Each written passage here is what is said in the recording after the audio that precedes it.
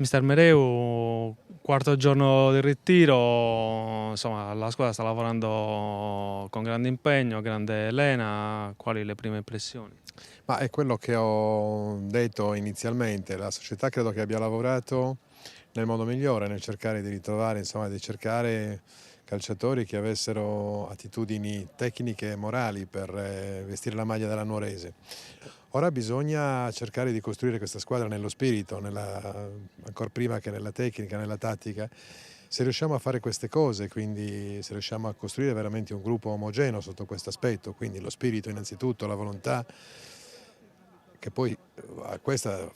segue la tattica e quindi i movimenti logici sul campo, allora possiamo cercare di portare avanti un campionato da protagonisti. Quindi è proprio in questo momento il creare uno spirito in una squadra nuova, è uno spirito importante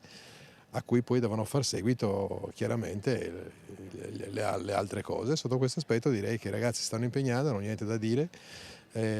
stanno faticando, stanno comportandosi come meglio non potrebbero proprio nella ricerca dell'ottenimento di questo tipo di risultato per poi poterti presentare in un campionato che sarà molto difficile perché rispetto all'anno scorso l'Eccellenza ha acquistato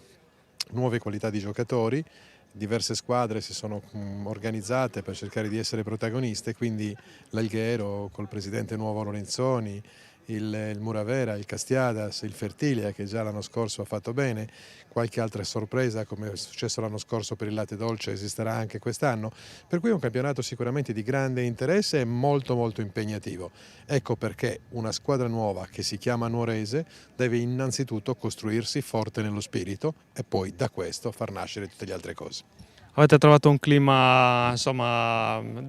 stile Alta Italia, nel senso temperature, insomma, compatibili con una preparazione? Ma ideale è il campo scuola che è bellissimo,